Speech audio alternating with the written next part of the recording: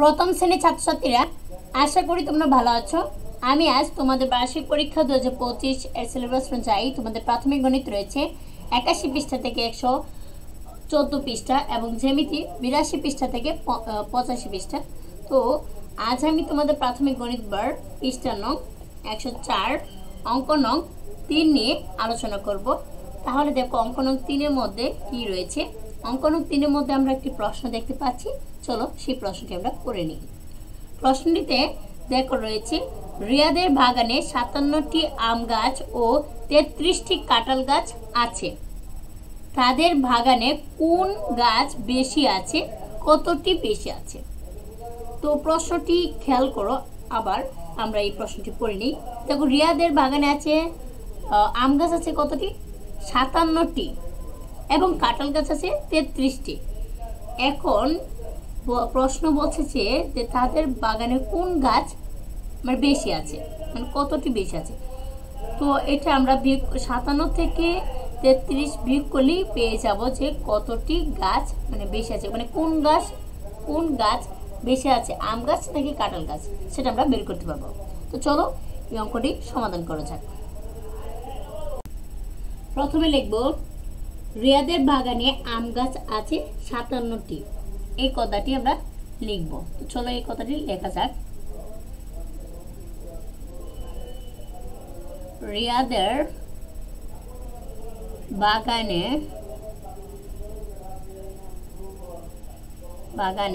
আম গাছ আছে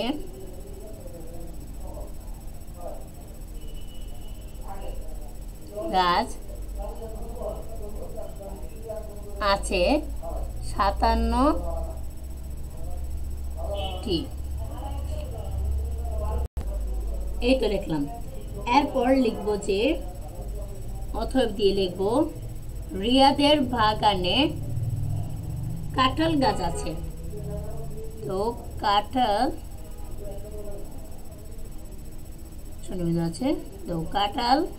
গাছ আছে কতগুলো আছে? 33টি।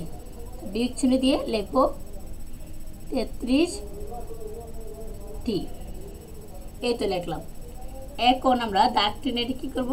বিয়োগ করব। তো দাগ টেনে চলো এই বিয়োগটা করা যাক। এখন দেখো আমরা বিয়োগ করব। তো দেখো 7 থেকে 3 বিয়োগ করলে কত হয়? 7 থেকে 3 বিয়োগ করলে হয় 4। কত? 4। এরপর 5 আছে। তো 5 থেকে আমাদের 3 বিয়োগ করতে হবে। তো 5 থেকে 3 বিয়োগ করলে পাই 2। তাহলে কত হচ্ছে? 24টি। তো কোন গাছ বেশি? আম গাছ। কোন গাছ? আম গাছ। কতগুলো বেশি? 24টি। তো আম গাছ বেশি, এই কথা আমরা লিখবো যে আম গাছ বেশি 24টি। আম গাছ বেশি 24টি। আম গাছ বেশি কতটি? 24টি। উত্তর হবে, উত্তর আমরা লিখব 24টি বেশি। 24টি বেশি। তো এই ছিল তোমাদের প্রথম শ্রেণীর ছাত্রছাত্রীরা তোমাদের 104 পৃষ্ঠার অঙ্ক নং 3 এর সমাধান। তো আশা করি তোমরা এই 3 নম্বর অঙ্কটি বুঝতে পেরেছো। তো আজ এখানে বিদায় নিচ্ছি। দেখা হবে পরবর্তী ক্লাসে। ততক্ষণ পর্যন্ত তোমরা সুস্থ থাকো এবং ভালো থাকো।